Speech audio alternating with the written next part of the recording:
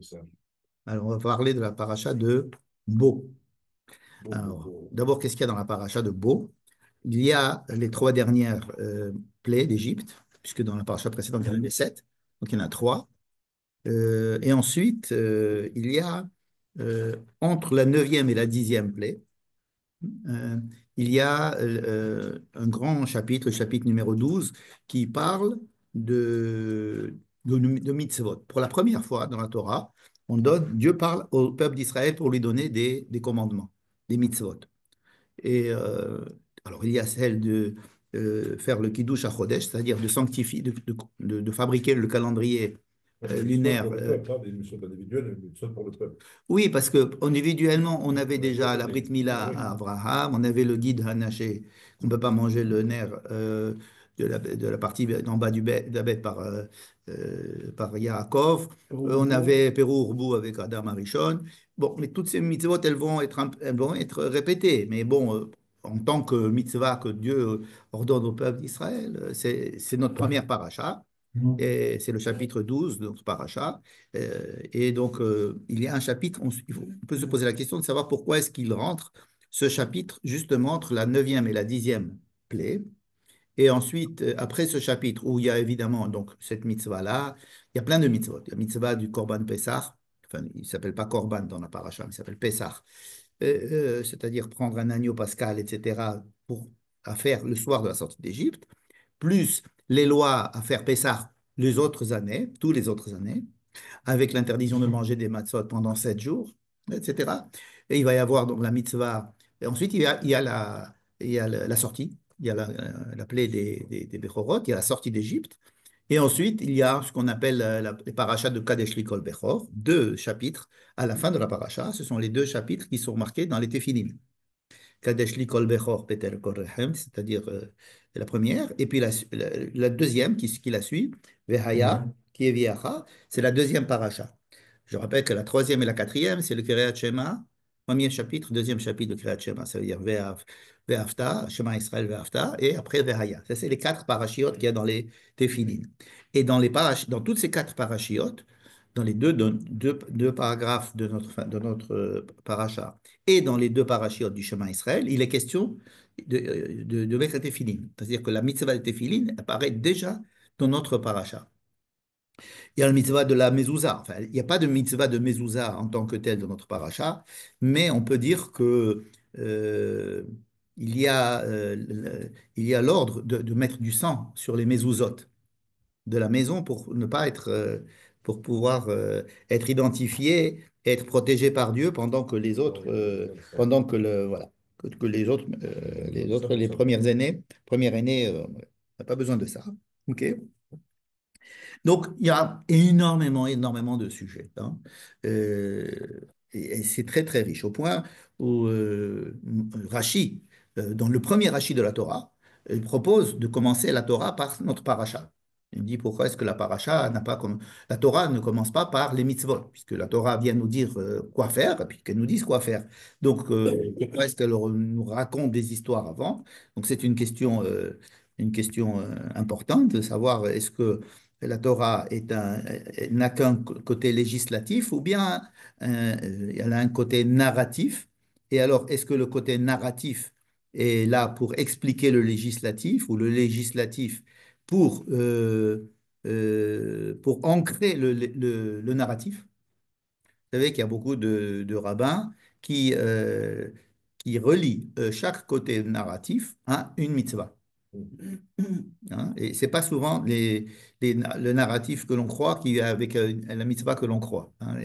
Par exemple, le meurtre de Abel par Caïn, il est relié à la mitzvah de ne pas mélanger le lin et la laine dans les vêtements, le sharatnez.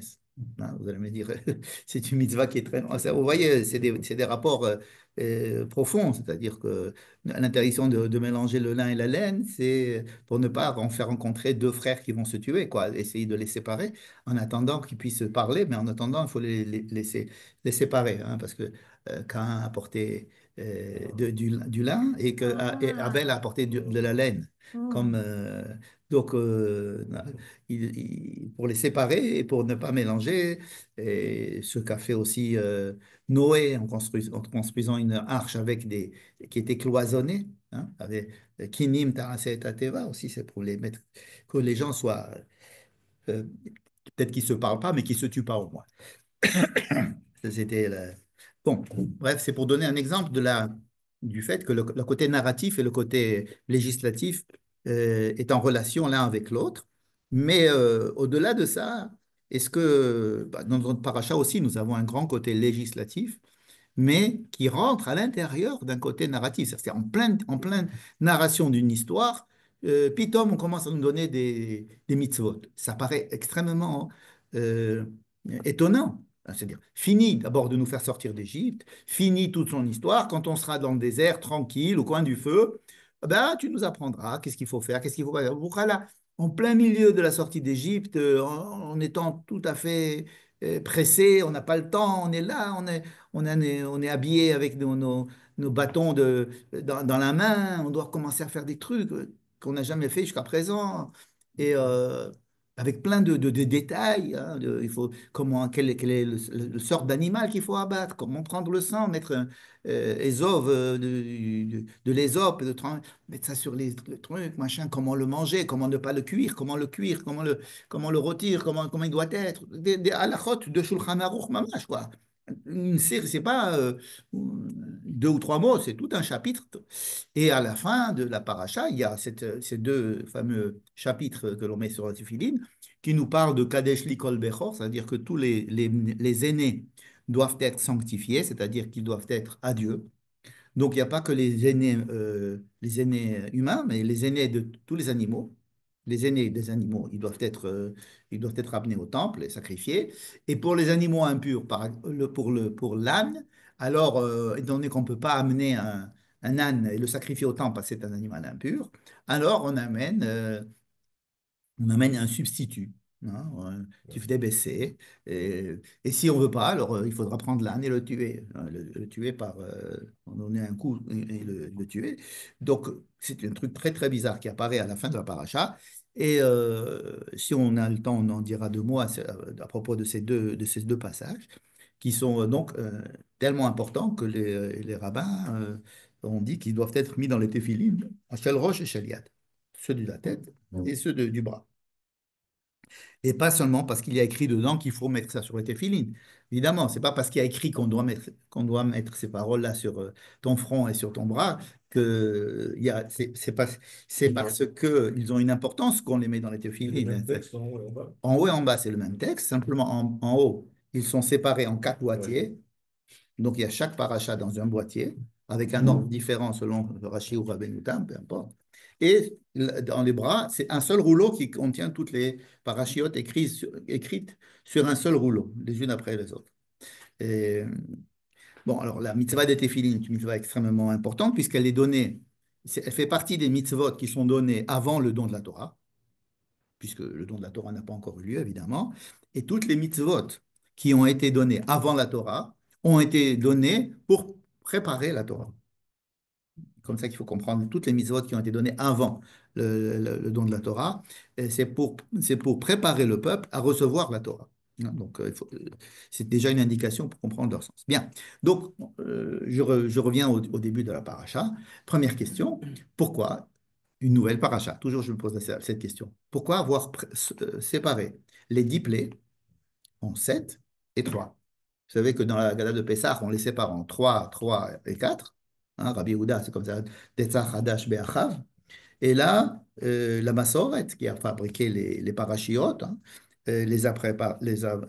sépare les 7 avec 3, n'est-ce pas? Donc on peut se poser la question d'abord, on peut toujours se poser la question, pourquoi est-ce qu'il y en a 10? Pourquoi est-ce qu'il faut tellement de macotes, hein? Hein, bon, à ça, on peut répondre par le texte lui-même. Le texte lui-même il décrit deux buts.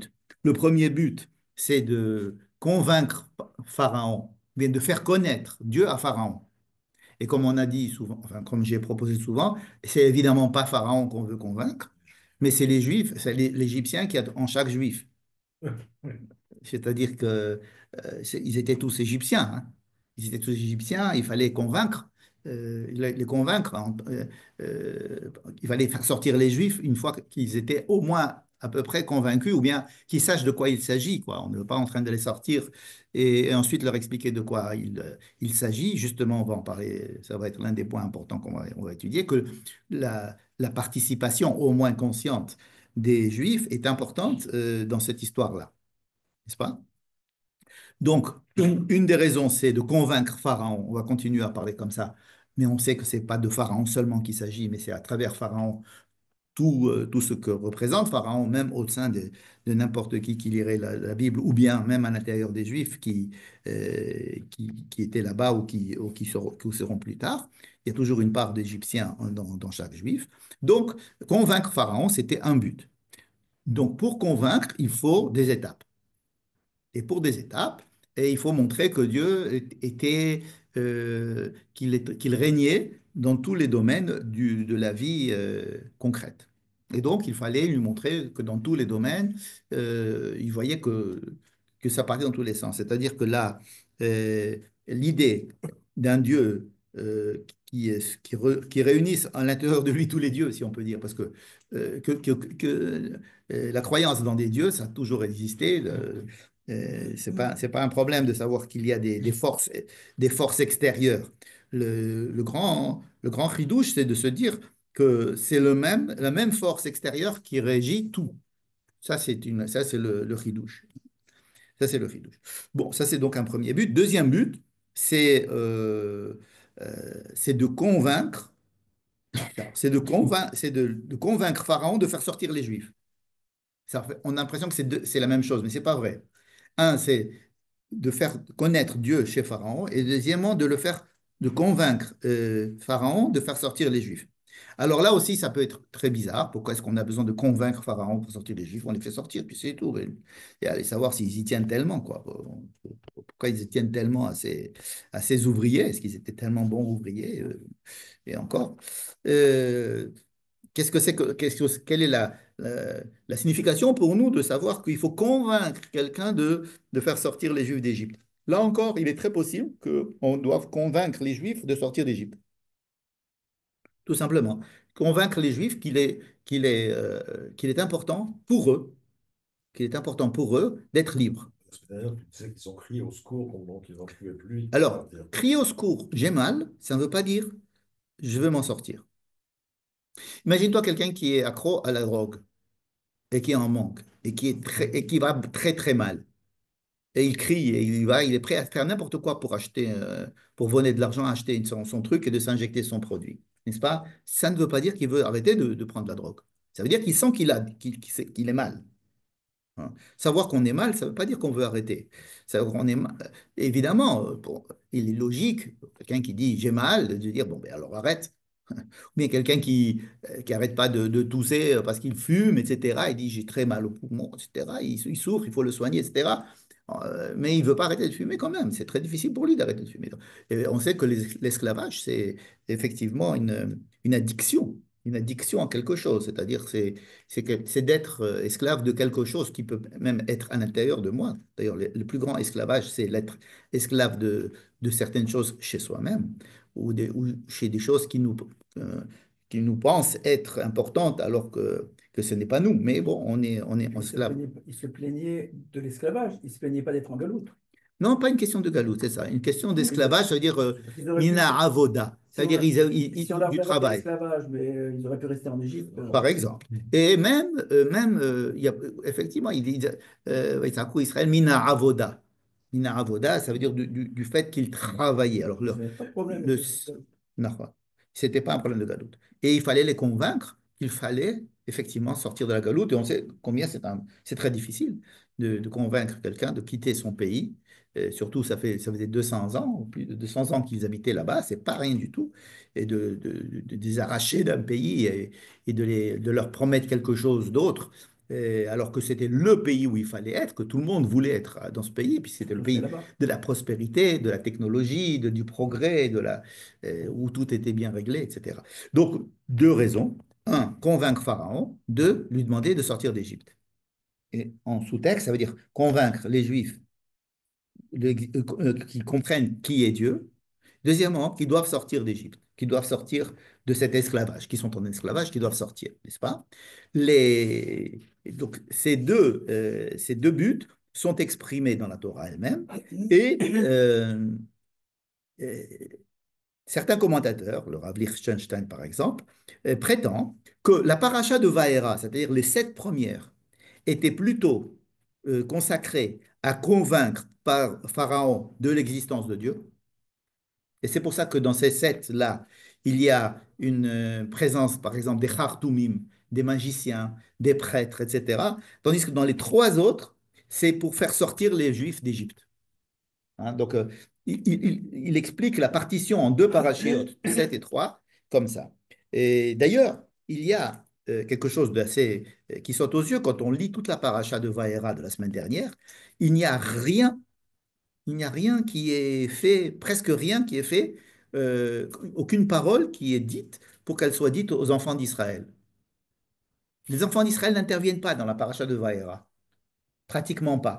C'est-à-dire, on est parti, il a dit, va leur dire, ils sont partis, mais ils ne l'ont pas écouté, mais avoda kasha. Velo shameru al Moshe, mais kotzer ruach ou avoda kasha. Un verset. Mais à part ça, on ne s'occupe pas des Juifs.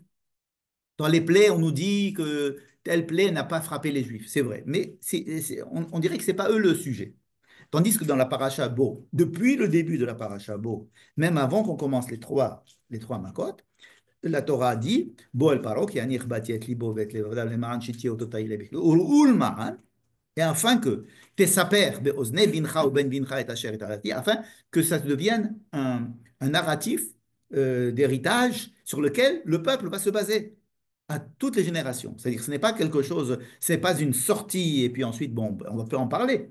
On sort et puis c'est fini, on est sorti. Pourquoi est-ce que cette sortie doit être le récit fondateur et le narratif que l'on doit transmettre de génération en génération et que l'importance de la sortie d'Égypte est une des conséquences qui est recherchée, c'est que les Ma'an Tessaper, afin qu'il y ait un sipour.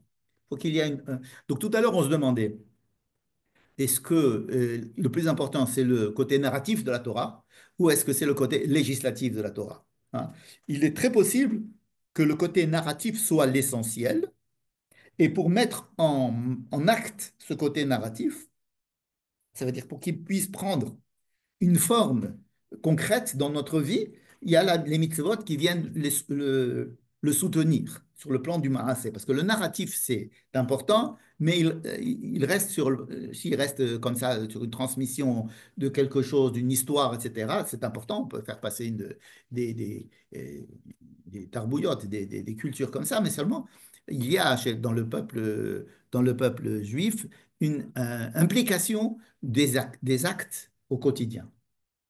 Alors, qu'est-ce qui est le plus important entre les deux? Je ne sais pas. Je pense que les deux sont aussi importants, le côté narratif et le côté Dans le Torah, législatif. du commandement, Dieu se présente comme celui qui est pour sortir Alors d'Égypte. Dieu, il se Donc, définit, il se narratif, présente comme étant celui qui nous a fait sortir d'Égypte, c'est un narratif. c'est-à-dire que la manière dont on doit connaître Dieu en tant que législateur, puisque c'était l'étape de la loi en principe, c'est comme ça en fait, c'est pas l'étape de la loi, en hébreu on dit Luchot Habrit, c'est plutôt l'alliance. Mais enfin, il y a dedans, on sait qu'il y a quand même pas mal de mitzvot. Hein. Lo tirtzar, kabed et avicha, tout ça, ce sont des mitzvot, d'accord? Alors la Torah les appelle les dibrot, des paroles, mais on sait que la plupart sont des mitzvot. D'accord. Alors la première, c'est pas une mitzvah. Anochi Hashem Elohecha, c'est pas une mitzvah. Il y a une marloquette. Est-ce qu'il y a une mitzvah de croire en Dieu ou ça n'a pas ça rime à rien de croire en Dieu, etc. Ça dépend des philosophes juifs qui discutent de ce sujet. Mais tu as raison de dire Anochi Hashem Elohecha asher hotzeticha mitzrayim. Quel est ton rapport à la loi? Quel est ton rapport à moi? C'est à la fois la loi que je te donne et à la fois l'histoire, le narratif de la sortie d'Égypte. Donc le narratif de la sortie d'Égypte, il n'est pas simplement un côté historique, c'est un côté fondateur de notre connaissance et nos rapports à Dieu et à la loi. À la loi. Beaucoup de mitzvot, beaucoup de mitzvot sont reliés à la sortie d'Égypte et même des mitzvot qui ne sont pas les reliés à Pessah, elles sont reliées à la sortie d'Égypte. Et donc, il semble que cette histoire-là ne soit pas simplement une histoire de la genèse du peuple juif, mais il est constitutif, il est constitutif de l'identité du peuple juif. C'est lui qui constitue l'identité du peuple juif et il constitue pour le peuple juif l'identité de Dieu. C'est pas rien.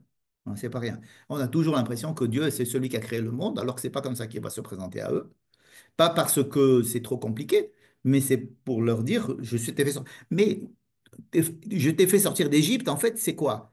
C'est moi qui ai provoqué qu'il y ait de l'obscurité, c'est moi qui ai provoqué qu'il y ait des sauterelles, c'est moi qui peut changer l'eau en sang, ça veut dire que c'est moi qui est le maître du monde. Donc c'est moi ça veut pas dire que ça veut pas dire que je l'ai créé le monde. Dans tous les cas, c'est moi qui ai une cholette, c'est-à-dire je suis le maître du monde. Je suis le maître du Et monde. entre le narratif et le législatif, alors c'est pas tout à fait l'opinion de Rachid. Parce que Rachid dit que tout le narratif, en fait, il vient que pour les goïms, en fait, pour qu'ils nous acceptent. Mais sinon, il n'y aurait pas besoin. Sinon, on aurait pu commencer directement par les mitzvot. Alors reprenons ce Rashi. Rashi dit effectivement, il amène une imra de Rabbi Yitzhak et qui dit effectivement, il répond pourquoi est-ce que la Torah n'a pas commencé par notre paracha, bon, par les mitzvot. Alors il dit parce que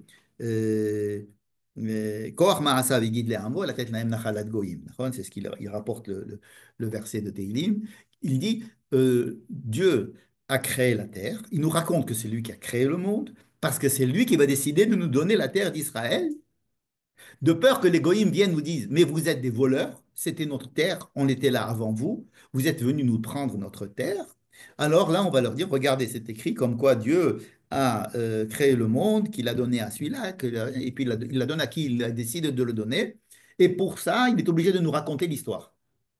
Bon, je ne sais pas si c'est une preuve d'aller chez un tribunal international et de leur apporter notre texte fondateur pour leur expliquer qu'on n'est pas des voleurs, que c'est à nous. Donc, à mon avis, c'est l'istime dont parle Rabbi Yitzhak.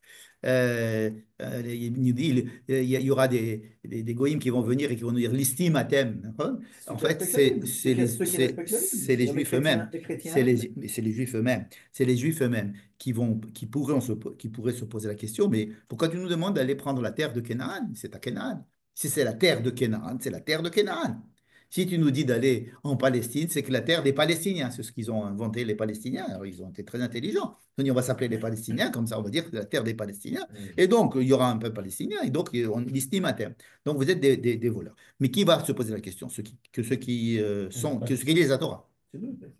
C'est nous. Palestine. C'est pas les Palestine. On n'est pas Listine. On n'est pas des voleurs. Donc, comment comprendre cette explication de Rachi ou de Rabbi Yitzhak dans le sens plus large de tout le narratif? Parce que là, c'est quoi? C'est Dieu a créé le monde, il a donné à qui il veut. Bon, ça peut se dire en deux phrases. C'est pas la peine de nous raconter l'histoire d'Abraham et de Hagar et de Ishmaël et de Esav, etc. Pourquoi nous raconter toute cette histoire en détail? C'est probablement parce que notre identité, elle est formée par le narratif. Et étant donné que l'une des choses qui vont être le plus criant dans notre histoire et dans les mitzvot qui vont nous être données et les missions qui vont être données au peuple juif, la plus embêtante, la plus embêtante, ça va être d'aller conquérir la terre qui n'est pas à vous, parce qu'elle est à vous. Ça va être la plus embêtante. Demander à un peuple d'aller dans une terre qui n'est pas la sienne, a priori, où il y a des peuples qu'il doit chasser et la conquérir, et mériter d'être là-bas, dans cette truc. Tout ça parce que il y a une coordonnance d'identité, une promesse de Dieu, une alliance avec Dieu, enfin, toutes sortes de choses qui sont qu'on peut prétendre, mais qui, sur le plan de la réalité, sont très difficiles à faire admettre aux autres, en tous les cas, même à soi-même. Donc, étant donné on a du mal à faire ça, c'est pour ça, à mon avis, que Rabbi Yitzhak, repris par Rashi, dit, c'est surtout cette histoire de la terre qui va être donnée, va vous être donnée, qui va être contestée par les autres peuples. Donc, au moins, vous pourrez leur dire que.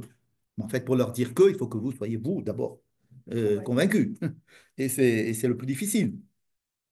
Donc, il n'y a pas que ça qui va être raconté. Raconté, c'est l'identité du peuple d'Israël. C'est qui vous êtes. Tout le Sefer Bereshit, c'est de savoir qui nous sommes, d'où ça vient, pourquoi ça vient. Donc, ce n'est pas un côté narratif, simplement pour raconter que la terre, c'est Dieu qui décide à qui il la donne. C'est pour nous expliquer à nous qui nous sommes, de qui nous venons, comment est-ce que ça a été construit, qui on a rejeté dans cette identité, qui on a fait garder, comment est-ce que quels sont les principes fondateurs, comment est-ce que ça a été, comment ça s'est fabriqué tout ça. Hein. Et ça, c'est hyper important pour qu'on puisse être ce peuple-là. D'accord? Donc, encore une fois, est-ce que le côté narratif est plus important que le côté législatif ou pas? Je pense que presque on ne devrait même pas faire la différence entre les deux. Presque on ne devrait même pas faire la différence entre les deux. Je sais que par exemple dans le Talmud, on a l'habitude de séparer la halakha de la Haggadah, ce qu'on appelle la Haggadah, n'est-ce pas? Les petites histoires hein, que dans les yeshivot on n'aime pas trop étudier parce qu'on dit que c'est pour les enfants, pour les endormir le soir. Euh, il faut étudier la halakha, c'est ça l'essentiel, c'est le noyau dur, mais pas les agadotes, non. Alors que les agadotes, on sait très bien qu'elles reçoivent encore plus de sens, qui expliquent la halakha. Hein. Emmanuel Levinas, Zichrono Livracha, il commentait plutôt les agadotes que les halachot. Mais en commentant les agadotes, il donnait du sens aux mitzvot qui étaient cités justement dans ces contextes, n'est-ce pas? Donc, le Beth Yaakov qui a pris toutes les Haggadot, il les a commentées, etc. Et tout. Anaya, c'est-à-dire tout le travail du Rav Kook sur ces Haggadot, etc., pour montrer que ce ne sont pas des petites histoires, mais c'est des manières de transmettre un sens qui n'est pas forcément évident dans les halachot. N'est-ce pas? Donc, le côté narratif et le côté législatif de la Torah aussi, puisqu'ils se rencontrent dans notre paracha pour la première fois, il faut dire que euh, c'est l'essentiel de la Torah. Notre paracha, elle ouvre quelque chose de totalement nouveau dans la Torah. Jusqu'à présent, on nous racontait une histoire, et putain, et on est obligé de rentrer de rentrer dedans, de rentrer dans cette histoire. Et justement, on peut arriver à ce point-là que je voulais parler, c'est que si on enlève ce chapitre 12 des mitzvot, qu'est-ce qui serait passé? Disons que Dieu a dit à Abraham, tu auras une descendance, je l'amènerai dans une terre, ils seront là-bas des esclaves, je les ferai sortir de là-bas, je punirai ceux qui les rendent esclaves et je les amènerai sur la terre. C'est ce qu'il avait dit premier à Abraham. Il n'est pas question, là-bas, dans la promesse, dans le Brit Ben Abetarim, d'une quelconque participation du peuple d'Israël à cette sortie d'Égypte. Pourquoi leur demander, Pitom, ah ben si vous voulez sortir, vous devez prendre un agneau, vous devez faire ça, un B, C, D, etc., etc., etc. Sinon quoi? Sinon on ne sort pas? Mais tu nous as dit que tu devais nous faire sortir. C'est-à-dire que c'est le projet divin de nous faire sortir. Envers Pharaon, envers toute la discussion qu'il y a eu la semaine dernière et cette semaine, il n'y a aucunement l'idée qu'Israël doive participer d'une quelconque manière, n'est-ce pas, à la sortie d'Égypte. Au peuple d'Israël, on les informe que 14 jours avant de cette histoire. Et même quand on les informe que 14 jours avant, on ne leur dit pas qu'au bout de ces 14 jours, ils vont sortir. On ne leur donne aucune information concernant la date de la sortie d'Égypte. Il y a écrit tout simplement, vous devez faire. Prenez ça, le 10 du mois, vous pouvez prendre ça, vous gardez l'agneau pascal chez vous, et le 14, vous le prenez, vous l'abattez, et le soir du 14, c'est-à-dire la veille du 15, vous le mangez de telle manière à mettre du sang, etc., pour pouvoir survivre à ce qui va se passer à ce soir-là, c'est-à-dire la mort des premiers-nés. Il n'est pas question du tout de sortie d'Égypte. Même si on leur dit mettez vos chaussures avec un bâton et mettez vos ceintures, on leur explique pourquoi. Hein. Imaginez comme vous dit, vous devez faire une soirée, mais je vous demande tous de mettre des espadrilles. Bon, vous allez tous mettre des espadrilles et puis une laine. Bon, alors on pense que c'est une soirée déguisée, alors on doit mettre tous des espadrilles avec une laine. Et puis après, au milieu de la soirée, on vous dit, bah, écoutez, maintenant, on ne peut plus sortir par la porte, il faut tous partir par les toits, et donc vous devez escalader maintenant, etc. C'est un truc qui n'était pas du tout prévu. Quand je viens avec mes espadrilles, je ne sais pas du tout pourquoi je vais mettre mes espadrilles. C'est-à-dire, on leur a dit, mettez votre ceinture, mettez votre bâton, mettez vos chaussures, mais on ne leur a pas dit, c'est parce que vous allez sortir d'Égypte. On ne savent pas que c'est ce soir-là qu'ils font. D'ailleurs, ils font du pain. Ils font du pain. Et ils n'ont pas le temps de finir leur pain, de finir à ce qu'ils se lèvent le pain. Pourquoi ils voulaient faire du pain? Il devait prendre, voilà, exactement, il devait manger. On dit non. Alors, ah, mais mince, on n'a pas eu le temps de faire du pain. Donc, vous avez l'intention de faire du pain. Donc, ils ne savaient pas qu'ils devaient sortir d'Égypte. C'est-à-dire, on les a surpris eux-mêmes en leur disant, vous devez sortir. Il n'y a pas que Pharaon qui a été surpris et qui leur dit, sortez, ils sortent, ils n'avaient pas le temps, etc. Donc, toute cette histoire du Corban Pessah, bonsoir, toute cette histoire de Corban Pessah, c'est une histoire qui est comme un cheveu dans la soupe. Ils doivent sortir, tu les fais sortir. Pourquoi Pitom, tu commences à leur demander de faire des choses qui vont être la chose qui va leur permettre de sortir? Ben, tu décides de les faire sortir ou tu les fais pas faire sortir? Vous comprenez? Si Béné Israël ceux qui n'ont pas fait le Corban Pessah, est-ce qu'ils sont sortis ou pas? En principe, non. En principe, non. Mais comment tu vas ne pas faire sortir alors que tu as promis de les faire sortir? Et que depuis le début, ton programme, c'est de les faire sortir et ça ne dépend que de Pharaon. Ça ne dépend pas des Juifs, ça dépend de Pharaon, n'est-ce pas? Donc, il y a ici, si vous voulez, deux histoires qui sont parallèles. Une histoire où Dieu dit, moi j'ai prévu de faire ça, quoi qu'il arrive, j'ai prévu de faire ça. Et d'un autre côté, on nous raconte une autre histoire où on dit, ben, si vous voulez sortir, il faut faire ça, n'est-ce pas? C'est comme Moshe et Aaron. Moïse, parce qu'ici on parle beaucoup de Aaron, Moïse et Aaron. Moshe, c'est l'homme de Dieu. C'est l'homme, lui, il n'a pas grandi dans le peuple juif, il n'a pas été au Talmud Torah, lui, il était plutôt chez Pharaon. Donc, lui, il rencontre Dieu au Mont Sinaï, il a un rapport avec Dieu. Il n'a pas un rapport avec le peuple. Et lui, c'est Dieu, il a son programme. Donc, Moïse il transmet le programme de Dieu. C'est quoi? La sortie d'Égypte. Il parle avec Pharaon, il parle avec les grands du monde. Israël, c'est comme un petit bébé qu'il faut faire sortir du Gan. Voilà, il faut, donne-moi l'autorisation de le faire sortir parce que c'est moi son père. Non, tu ne m'as pas présenté, moi, je suis son père. Non, je vais convaincre la Ganénette qu'il faut faire sortir le gosse. Mais jamais Moïse n'avait pensé qu'il fallait aussi que le gosse il veuille sortir, n'est-ce pas? Aaron, lui, il vient du peuple, c'est son frère, mais il vient du peuple. Aaron, c'est celui euh, qui n'a jamais quitté son peuple. Il a toujours été dans le peuple. Et donc, étant donné qu'il est proche du peuple, c'est à lui aussi de demander à ce qu'on fasse le Corban Pessah. C'est-à-dire que la réunion entre Moïse et Aaron, c'est comme la réunion, si vous voulez, entre le projet divin et l'intervention d'Israël dans ce projet, en lui donnant l'impression que s'il ne fait pas ça, le projet divin ne marchera pas, n'est-ce pas? Vous connaissez ça? Est-ce que le Mashiach, il va venir parce que Dieu va décider ou parce que les Juifs ils vont décider? Hein? Alors, les deux sont vrais. C'est-à-dire que Dieu dit, bon, à la fin des temps, il y aura une happy end. OK, il y aura un happy end. Mais d'un autre côté, on a l'impression que si on ne fait pas le happy end, il ne se fait pas. Non, on a l'impression que si on met mieux, là, ça fera plus vite. Alors, on essaye on essaye de faire correspondre ces deux plans en disant c'est une question de temps. C'est-à-dire qu'il y a une date et nous, ce qu'on peut faire, c'est de l'avancer. Bon. Mais quand il dit Be'ita ahishena, ça veut dire que c'est Dieu qui dit en son temps, c'est moi qui la ferai faire venir plus tôt.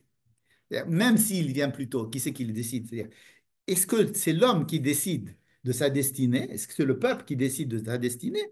Ou est-ce que c'est Dieu qui décide de la destinée du monde et du peuple d'Israël? Et on sait qu'il y a des textes qui vont nous dire que ça c'est vrai et ça c'est vrai. Donc les deux sont vrais. Mais ce sont deux textes, ce sont deux vérités parallèles qui nous semblent vraiment très difficiles à refaire rejoindre. Du genre, Il y a un point de départ et un point d'arrivée, mais entre les deux, tu peux faire tout alors voilà, c'est une tour que deuxième tu veux. manière. Deuxième manière d'essayer d'avaler la pilule, c'est de se dire comment ça va se passer. Ça veut dire que Dieu sait qu'il faut arriver à là, et maintenant toi tu peux décider comment ça va se passer. Et lui aussi, il a apporté l'idée que Dieu a décidé que ça va se passer, mais nous, on peut le faire plus tôt. Ça veut dire que nous avons, ici, on partage nos interventions en disant ça va être plus tôt ou plus tard, et deuxièmement, comment ça va se passer. C'est comme ça qu'on essaye d'avaler, d'adoucir la pilule. Parce que la pilule est difficile à avaler. C'est comme l'histoire est-ce que Dieu sait ce qui va se passer? Et donc il n'y a plus de libre arbitre, ou alors tout dépend du libre arbitre de l'homme. C'est exactement la même chose. n'est-ce pas? Ce sont deux mondes qui ont qui... Alors, il y a on est les Juifs sont suffisamment intelligents pour essayer de faire correspondre ces deux, mais c'est avec des piles poulimes, etc. Mais à la base, il faut bien comprendre que ce sont deux systèmes qui sont parallèles, qui sont parallèles. Simplement, dans notre paracha, ils se rencontrent. Qu'est-ce qui se rencontre? L'histoire, la grande histoire, Moïse, Pharaon, etc. Et puis le peuple d'Israël, c'est un petit bébé qu'on fait sortir d'Égypte. Alors, donc le peuple d'Israël, on le fait sortir d'Égypte parce que c'était décidé comme ça et on va le faire sortir d'Égypte. Et notre deuxième histoire, c'est, mais pas du tout. C'est eux qui décident. Et s'ils décident pas, s'ils font pas le Corban Pessah, mais ils meurent. Il y a là-bas, il va y avoir une épidémie, et ben, s'ils ne mettent pas le masque, ben, ils vont attraper le Covid. C'est pas la saute. Mettez les masques. Non, moi j'ai décidé de faire sauver une certaine population ici. Ils ne vont pas avoir le Covid. Alors, c'est tout. Oui, mais alors il faut mettre les masques ou pas? Alors, on dit oui, il faut faire les deux. Donc, il faut faire les deux. Il faut dire que c'est Dieu qui décide et c'est nous qui décidons. Comme ça, c'est vrai, mais sur le plan philosophique, c'est extrêmement difficile à accepter qu'il y ait deux mondes parallèles, qui soient les deux vrais et qui sont presque en conflit les deux. Est-ce que c'est le peuple d'Israël qui décide ou pas? Je vais vous donner encore un autre exemple qui existe dans notre paracha. C'est que quand est-ce que ça tombe? Le soir de Pessah, ça tombe le 14 Nissan, Pessah, 14 Nissan. Mais il y a une autre date qui est donnée, c'est au printemps. Il y a une autre date qui est donnée, c'est le soir. Une autre date qui est donnée, c'est au matin. D'accord. Il y a des dates comme ça, mais des fois on donne la date, 14 Nissan. Des fois on dit pendant cette nuit-là, au milieu de la nuit, on donne l'heure, ou on donne juste quand le soleil s'est levé, juste après, à la fin de la nuit, Dieu les a fait sortir. Au plein milieu de la journée, ils sont sortis. Des choses comme ça, des descriptions du moment de la sortie d'Égypte qui sont un petit peu contradictoires. Vous allez me dire, bon, mais 14 Nissan, ça tombe le printemps, donc c'est pas contradictoire. Quand je dis contradictoire, ça veut dire que est-ce que tu décris la sortie d'Égypte, la fête de Pessah, par un temps humain ou par un temps divin? Qu'est-ce que c'est que le printemps? Le printemps, c'est un truc que Dieu a décidé, c'est Dieu qui dirige le monde. Est-ce que nous, on peut changer le printemps? On n'a aucune... Par contre, le 15 Nissan, c'est écrit dans notre paracha que c'est nous qui décidons quand est-ce que ça va tomber. Le 14 Nissan, c'est nous, puisque nous fixons le nombre de mois qu'il y a dans l'année, nous fixons quand est-ce que le jour commence le mois. Hein.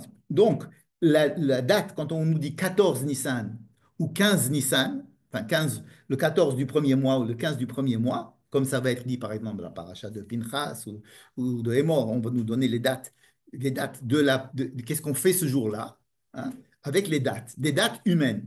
Parce que le 14 Nissan, je prends le calendrier du consistoire et je sais quand est-ce que ça tombe. Tandis que au printemps, je n'ai aucune prise sur cette date-là. C'est le printemps. La nuit, c'est Dieu qui décide quand est-ce que c'est la nuit. Le milieu de la nuit, le matin, en pleine journée. Donc, quand ces phrases-là, elles sont dites sans mentionner la date, c'est que ça vient de Dieu. Ça veut dire qu'on respecte, c'est Dieu qui fait sortir le peuple d'Israël. Mais quand on m'a donné la date du 14 Nissan, comme on nous a dit que qui va décider que c'est le premier mois et combien de mois il y a dans l'année et quel jour ça va commencer le mois, etc. Alors c'est la sortie du peuple. Hein. C'est pour illustrer, encore une fois, ces deux plans. Alors, ils se rejoignent, évidemment, puisque la halakha, qu'est-ce qu'elle va faire? Elle va les rejoindre, elle va dire, on va faire de telle sorte que toujours le mois de Nissan tombe au printemps. Donc, on ajoutera ce qu'il faut, on enlèvera ce qu'il faut que ça tombe au printemps à peu près. Pourquoi? Parce qu'il faut faire correspondre ces deux mondes sur le plan de la halakha. Mais il faut bien comprendre que dans le texte, les deux niveaux sont décrits comme deux niveaux différents. Et encore une fois, de quel niveau il s'agit? Il s'agit, premier niveau, c'est l'intention divine, le projet divin, la grande méta-histoire, et l'intervention de l'homme à l'intérieur de cette histoire, à savoir que s'il ne fait pas cette chose, l'histoire ne se passe pas. C'est-à-dire que tout dépend de l'homme. Tout dépend de Dieu ou tout dépend de l'homme. Dans l'histoire, tout dépend de Dieu. Alors c'est Bechodesh à Aviv. Quand tout dépend de l'homme, c'est Be'arba Asar Yom la Chodesh Arishon. n'est-ce pas? Et qui c'est qui fixe le Chodesh Harishon? C'est vous. Ah ben, après la lune. D'après Oui, mais si tu n'as pas vu la lune, Alors quoi, on n'a pas un mois? On on- rate le mois et mais d'abord, oui, on peut le faire le lendemain. Un jour près, c'est. Tu sais, on peut faire un jour oui, près. ok, Et c'est maintenant, pas. et aussi, tu peux ajouter un mois supplémentaire dans l'année. D'accord? Ok. Et qui c'est qui fait tout ça? C'est le Beddin. C'est important, par exemple, Kippour. Imagine-toi que Kippour, c'est mercredi ou jeudi. Bah, parce que le témoin de Tishri, il est venu, mais c'était déjà tombé la nuit quand il nous a dit qu'il avait vu la lune. Là. Dans ce cas-là, bon, ça va tomber jeudi. Oui, mais la lune elle-même, le témoin, je comprends il a trébuché en venant et qu'il n'a pas réussi à venir avant la tombée de la nuit. Donc quand il est arrivé, c'était le lendemain, etc. Donc, ok, mais en vérité, tu vas dire, mais en vérité, la lune, elle était là. Puisque avec mes calculs, ben non, mais on s'en fout. C'est le monsieur qui est venu. Et même s'il a trébuché, il avait du mal à marcher et qu'il est arrivé et que l'autre aussi est arrivé hein, et qui nous ont dit, ah ben, c'est le lendemain. Et qui pour va se passer le lendemain? C'est-à-dire que l'intervention de Dieu ce jour-là, qui va faire, qui va pardonner à tout le peuple d'Israël, qui va yomazé et raper alechem, qui c'est qui aura fixé ce jour-là? C'est les hommes. N'est-ce pas? C'est très important de comprendre cette histoire-là. C'est une partie. C'est encore le même sujet dont on parle depuis tout à l'heure. Est-ce que le temps est quelque chose qui dépasse l'autre humain? Est-ce que l'homme est un élément dans le temps?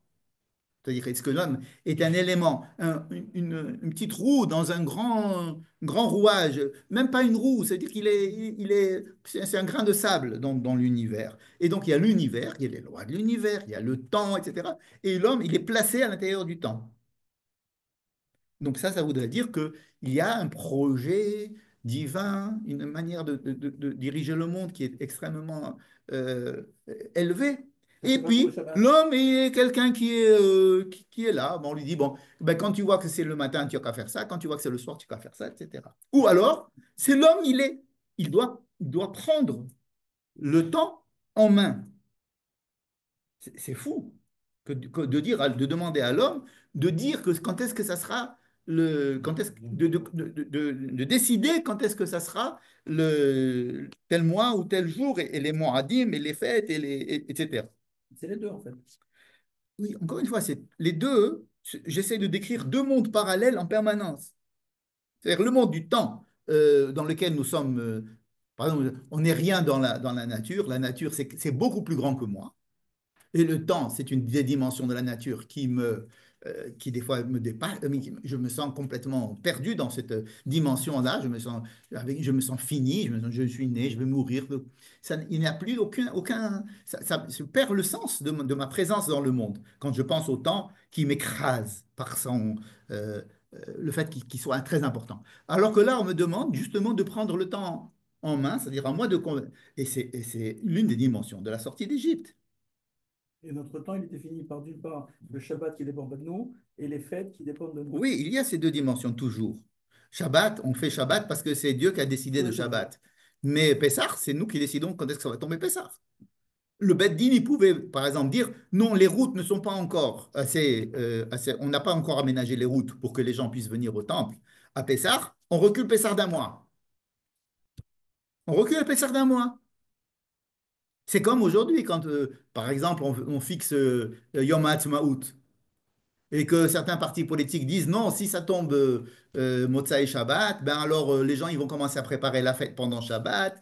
Donc on ne veut pas, il faut mieux le mettre à un autre jour, on va faire lundi. Ou alors, n'est-ce pas? Qui c'est qui décide? C'est la Knesset qui va décider quand est-ce que ça va tomber Yom HaAtzmaut, n'est-ce pas? Quand est-ce que ça va tomber tel jeune? C'est les rabbins, ils vont décider. Oui, mais c'est écrit que c'est tel jour du calendrier, on va décider autrement. Et la manière dont on va décider, ça va être la loi. C'est Dieu va venir se plier à la décision humaine. Donc cette force-là, de dire en même temps qu'on sort d'Égypte et qu'on doit faire un acte qui va nous faire rentrer dans l'histoire et qui va créer l'histoire, parce que si on ne met pas ce sang sur le linteau de machin truc, eh bien on va mourir. C'est-à-dire qu'il y a un mashrit, il y a comme ça, un truc, une épidémie, et puis quand il y a une épidémie, c'est-à-dire, eh ben, tout le monde va mourir, tout le monde va mourir. C'est la guerre, tout le monde meurt. Il y a une bombe atomique, tout le monde meurt. Quand il y a une bombe atomique, on ne va pas voir que c'est qui est tzaddik, c'est qui est rachat. D'accord? Alors, non, vous avez une manière de vous en sortir. C'est très, c'est très étonnant. Vous avez une manière de vous en sortir. Et de vous en sortir de quoi? D'une épidémie. Mais pourquoi? Une épidémie, c'est quelque chose de naturel, c'est quelque chose c'est un fait qui est extérieur à votre, le mashrit, quelqu'un qui va venir et qui va dire, dans cette maison on meurt, tout le monde meurt, dans cette maison les animaux meurent, ici non, d'accord? On peut pas l'attraper. Alors on va dire, nous faites un acte justement qui va vous faire sortir de ce déterminisme-là de la nature et avant de nous dire ça, il nous demande de sortir du déterminisme du temps en faisant Chodesh Hazeh, Rishon Lachem, Kiddush HaChodesh, Kiddush HaChodesh, c'est-à-dire sanctifier, dire c'est Rosh Chodesh, c'est le fin, et tel jour. Ça, c'est la première mitzvah que le peuple d'Israël prend, et c'est la mitzvah qui va lui permettre de sortir d'Égypte. Michel, une petite question. Là.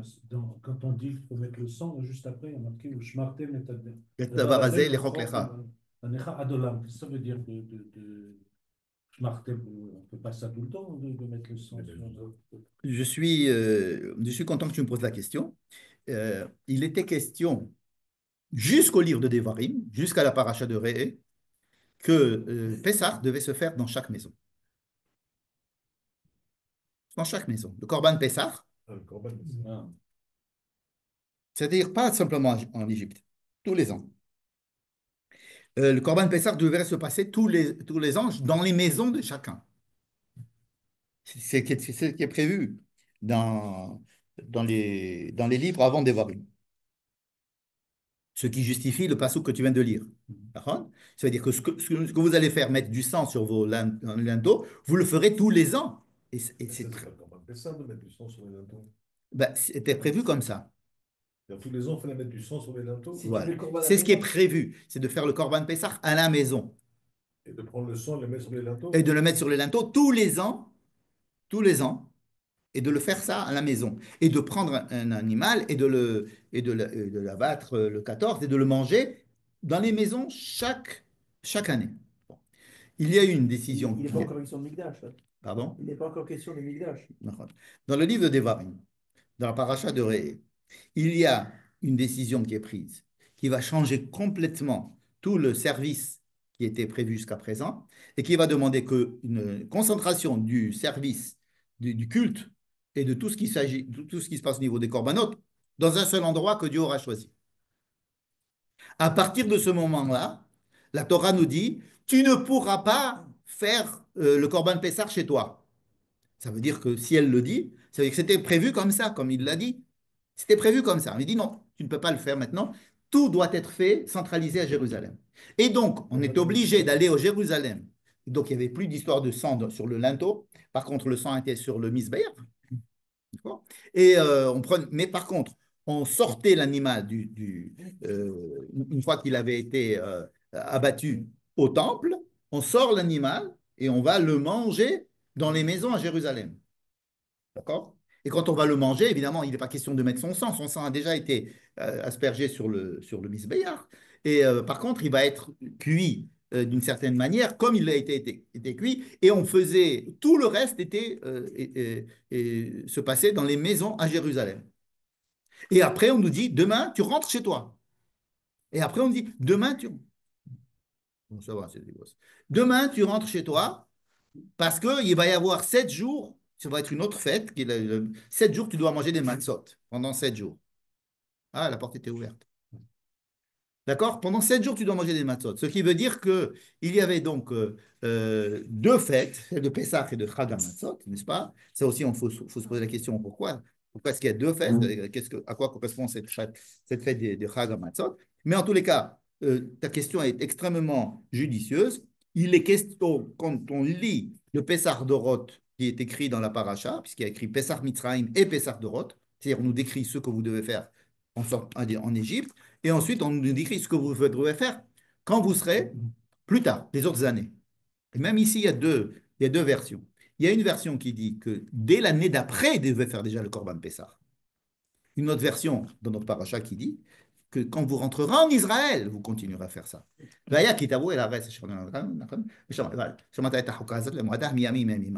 Alors, quand on était dans le désert, qu'est-ce qu'on fait? Il y a une version qui nous oblige à le faire dès l'année suivante dans le désert, et effectivement, va avoir lieu. Et ils vont faire. Oui, Au moins la première année. Ouais. Après, on ne sait pas. Après il est probable qu'il ne l'ait pas plus fait. Il y a un avis qui dit qu'ils n'ont pas fait des corbanotes dans le désert. Bon.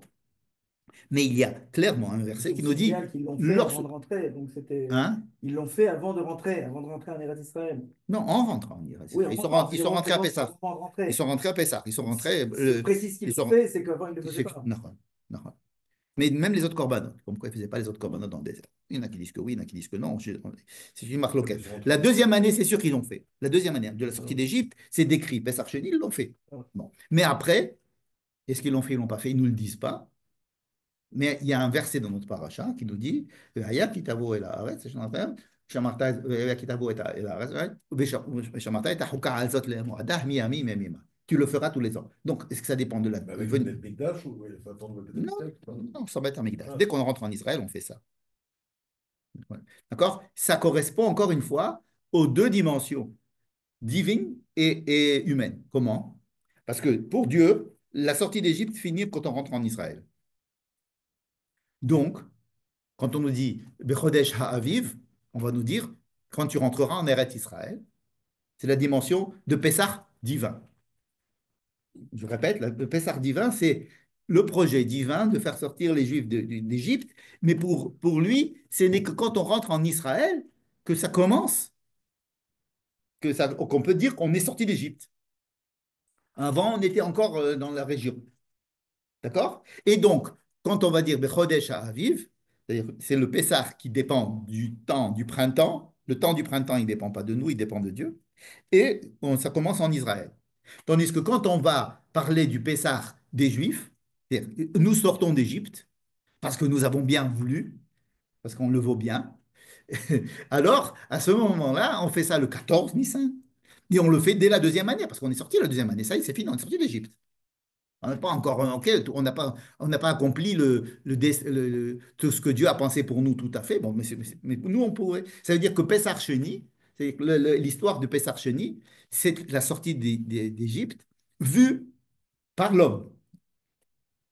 Tu comprends? Non. C'est-à-dire que l'homme, il a décidé. Quand est-ce que l'homme, il dit, je suis sorti d'Égypte? Quand il est sorti d'Égypte. Il est sorti d'Égypte, il a traversé la mer, il est sorti d'Égypte. Donc, l'année d'après, il fait Pessah. Mais pour Dieu, tu n'es pas encore sorti d'Égypte, mon fils. Quand tu rentreras en Israël, tu pourras dire que tu es sorti d'Égypte. D'accord? Donc, la date qui va être décrite dans le passage qui va nous dire tu ne feras Pessah que quand tu rentreras en Israël, quelle est la date qui va être citée là-bas? Est-ce que ça va être 14 Nissan ou au printemps? Printemps. Parce que c'est le Pessah de Dieu.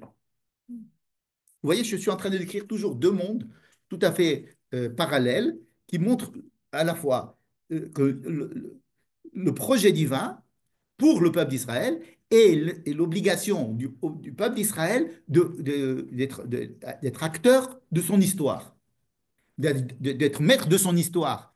Et si tu ne fais pas le Corban Pessah, tu ne sors pas d'Égypte. OK? On connaît ça dans l'éducation ou dans les, on dit, bon, si tu ne fais pas ça, tu iras pas en vacances. Bon, on sait bien qu'on va aller en vacances. Mais enfin, bon, c'est pour faire une pression dessus. C'est-à-dire qu'il y a un projet, et puis il y a... la- mais ce qui est intéressant, c'est que la participation à l'histoire du peuple d'Israël, c'est-à-dire de le faire rentrer dans l'intention divine, c'est ce qu'on fait là. On fait rentrer, on demande au peuple d'Israël de rentrer dans le programme de Dieu. C'est-à-dire, fais quelque chose pour que ce qu'a prévu Dieu marche. Quoi, ça veut dire que Dieu, s'il a prévu, il ne marche pas? Bien sûr que si Dieu a prévu quelque chose, ça va marcher. Si Dieu a dit qu'il va envoyer le Messie, il va envoyer le Messie. Si Dieu a dit, je vous ramènerai un jour en Israël, on va revenir en Israël. Quoi qu'il arrive, on reviendra en Israël, puisque Dieu nous a dit que nous allons revenir de Galout et d'Homme. Donc, on y croit et Dieu va nous... Mais après, on va te dire, attends, c'est toi qui dois tout faire pour revenir en Israël. C'est toi qui dois tout faire pour sortir d'Égypte. Comme si c'est comme, c'est-à-dire, arrête de penser que c'est Dieu qui va t'amener. Toi, tu vas y aller et c'est comme ça que tu vas réaliser ce que Dieu a prévu. Ça commence dans notre paracha, cette histoire. L'entrée du peuple d'Israël, de l'homme, puisqu'on n'a pas vu, l'entrée de l'homme dans un projet divin. Et c'est ça qui va signer l'identité du peuple juif. Ça veut dire que qu'est-ce que ça va être le juif? Le juif, c'est celui qui va rentrer, qui va faire percuter deux domaines totalement différents, le libre arbitre humain, la responsabilité humaine et le projet divin. La grande histoire et la petite histoire. C'est ça qui va faire naître le peuple juif et sur ça va reposer le peuple juif. C'est ça qui va être appelé sortie d'Égypte. C'est quoi sortie d'Égypte? C'est sortir de cet état de passivité dans lequel le monde était, dans lequel tout le monde se disait, bon, il y a les dieux qui décident ce qu'ils décident, puis nous, c'est notre monde à nous. Et là, pitom, on va faire rencontrer ces deux mondes. La décision de Dieu et la décision de l'homme sont maintenant liées l'une à l'autre. Vous comprenez? Et c'est en train de toucher à l'essentiel de qu'est-ce que c'est que sortir d'Égypte. Et Dieu, pour nous, c'est celui qui nous a fait sortir d'Égypte. Mais pour Dieu, nous sommes le peuple qui sont sortis d'Égypte.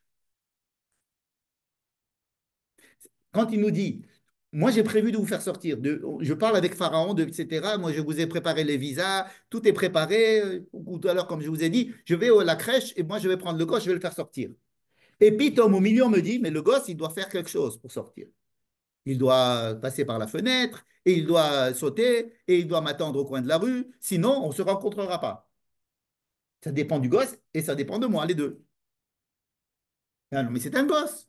Comment ça, tu fais participer le gosse à la sortie? C'est toi qui vas aller chercher le gosse. Tu es responsable du gosse.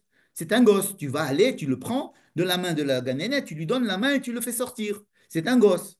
Non, là, Bitom, il va pas il va passer du statut de c'est un gosse. Il faut tout faire pour lui. Lui, il n'a aucune responsabilité. Oh, ben non, jamais de la vie. J'ai demandé au gosse de passer là-bas, de passer sous le truc, de monter sur la fenêtre, de sauter de la fenêtre, de prendre son cartable, de le faire passer de l'autre côté et de courir jusqu'au coin de la rue et là-bas de m'attendre. Et c'est là-bas que je le prendrai. Vous voyez, c'est que on demande au gosse à être partie prenante de la sortie du GAN. Chose qui est impensable, donc c'est un gosse. C'est-à-dire, on va faire passer le gosse au statut d'adulte responsable, même de mission impossible, de quelqu'un de James Bond. On va lui demander d'être James Bond. S'il ne le fait pas, il reste au Ghana. Et s'il ne ferait pas, on y reste. Moi, je vais passer au coin de la rue, s'il n'est pas là, il n'est pas là. Mais alors, mais tu es fou. C'est un gosse, t'as pas fait toi, tu as Dieu, tu as ton projet, tu as ton programme. Comment est-ce que tu peux faire dépendre ton programme de l'action des gens qui vont le faire ou qui ne vont pas le faire? C'est un grand pari que tu fais là, n'est-ce pas? Et bien, justement, c'est cette rencontre entre ce que Dieu il a prévu et ce que toi tu vas faire qui est la sortie d'Égypte. Ça veut dire la sortie de cette dichotomie qu'il y a entre Dieu tout-puissant qui est dans les cieux et l'homme qui est sur terre, qui essaye de s'en sortir comme il peut. Pitom, le peuple d'Israël, il va être défini comme celui qui va être la main de l'intervention divine dans le monde en agissant lui-même. Et quand le peuple d'Israël agit, il va agir à la place de la main de Dieu. Ça va être la main de Dieu. Ça va être la main de Dieu dans l'histoire. Si on était resté 400 ans, alors il n'y aurait pas eu besoin de l'intervention de l'homme. De l'homme. Ben, c'est-à-dire qu'à ce moment-là, c'était. Avec des si, on peut mettre Paris dans une bouteille. Non, mais le Inyan, c'est qu'à ce moment-là, on n'aurait rien eu à faire, mais peut-être on serait resté des assistés. Non, je pense pas. Je pense vraiment pas. Je pense que le but, c'est pas du tout de nous laisser être des assistés. Le Donc, but, il fallait qu'on sorte avant. non, c'est-à-dire le fait de nous rendre euh, suffisamment mûrs pour être à la hauteur de l'enjeu. Est-ce qu'on a été à la hauteur de l'enjeu? Je ne sais pas. Est-ce qu'on a été vraiment à la hauteur de l'enjeu? On dit qu'il y a beaucoup qui ne sont pas sortis d'Égypte. Que ça s'est passé d'une façon un peu balaganiste, qu'il y a beaucoup de gens qui vont vouloir revenir, qu'ils ne vont pas vouloir aller en Israël. Enfin, ça ne va pas se passer très bien. Tout ce qui ne s'est pas passé très bien, on dit que ce se serait passé beaucoup mieux s'ils étaient restés plus longtemps en stage. Hein. Si le stage était plus, s'ils avaient fini leur classe. Ça, c'est une autre. C'est les hypothèses, hein, les si. Moi, avec cette histoire, comment est-ce que moi je la traduis, cette histoire d'hypothèse, hein?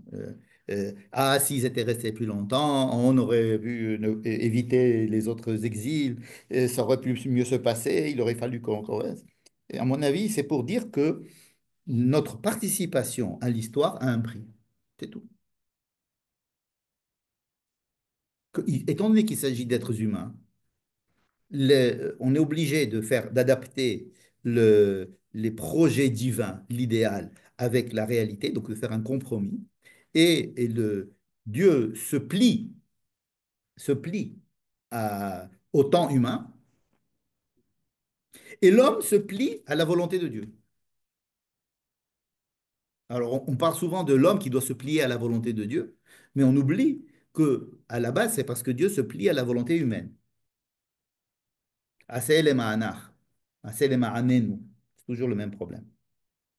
D'accord. Donc, maintenant, on comprend qu'est-ce que ça veut dire une mitzvah. Qu'est-ce que c'est que la mitzvah? Qu'est-ce que c'est que ces commandements? À partir du moment où on a décrit ces deux mondes et qu'on a montré que ce soir-là, il y a une jonction entre les deux mondes, à savoir le projet divin et l'action indispensable de l'homme qui rentre et qui fait l'histoire, n'est-ce pas? Et c'est ça qui va faire ce peuple-là, qui va être la main prolongée de Dieu. La mitzvah, c'est quoi? C'est comment l'homme doit intervenir dans sa vie, dans le monde, pour être le prolongement de la volonté divine en adéquation avec la volonté divine. Comment ça se passe? Je n'en sais pas.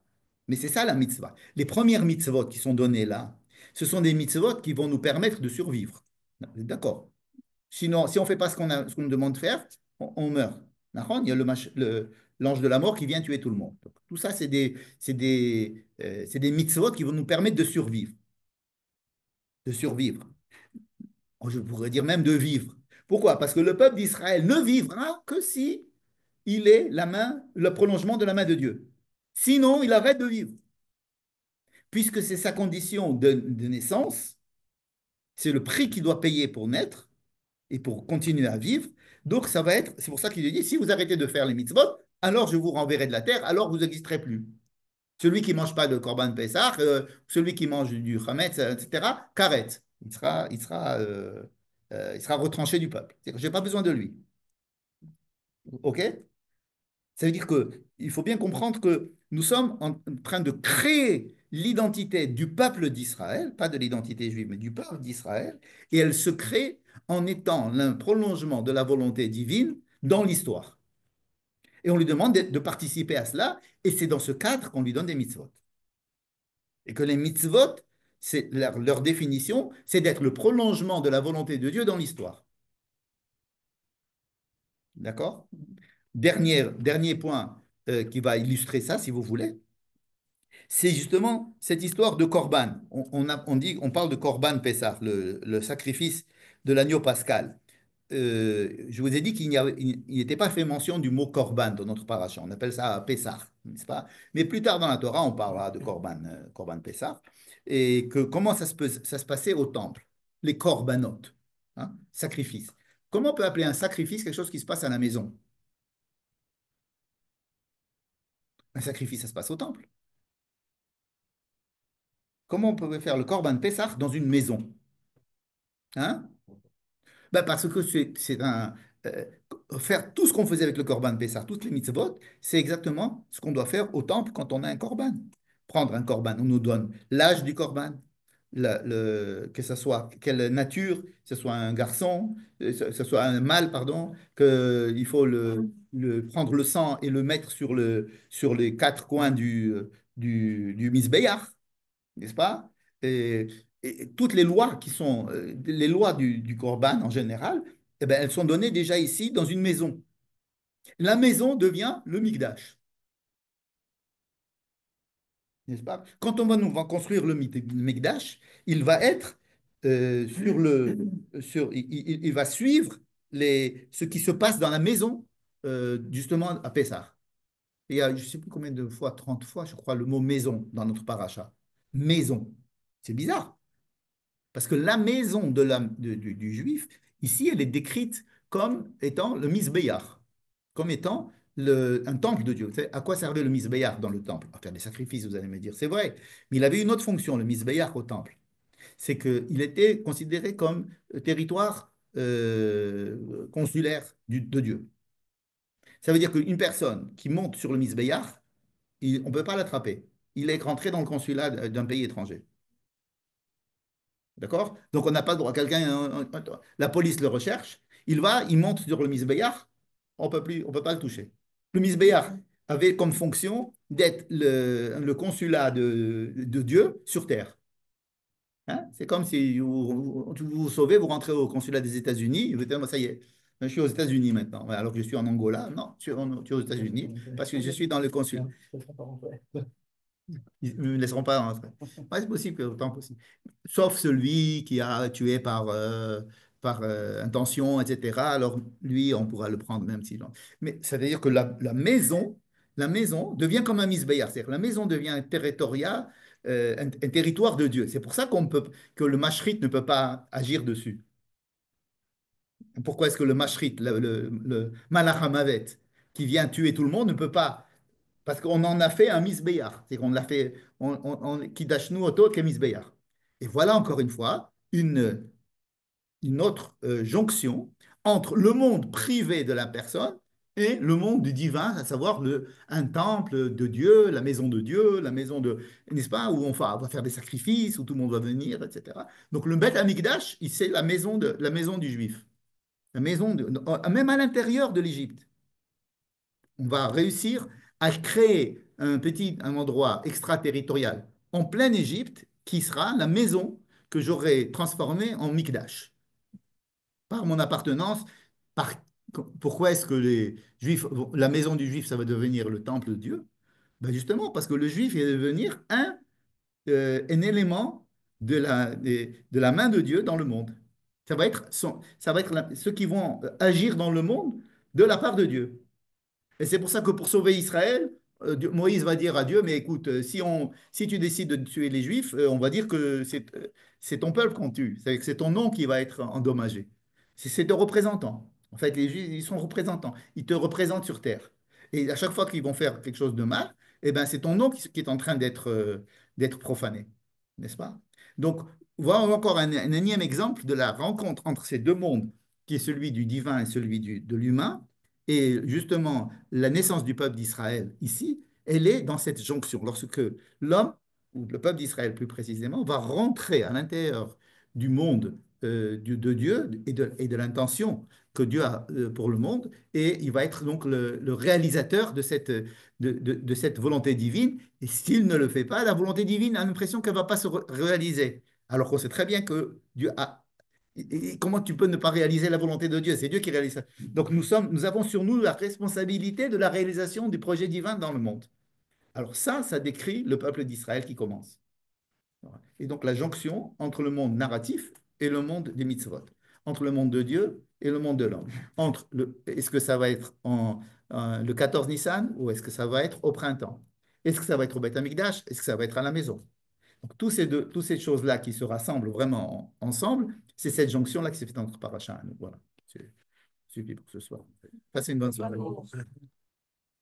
Merci à vous. Question, on revient un petit peu en arrière sur le shiur, mais Ouais. sur les questions qui se posent, pourquoi il y a 7 makot dans Parashat Ouais. Vaera et 3. Mais en fait, la séparation entre parashiot, Elle est enfin, faite les très parashiot- tardivement. c'est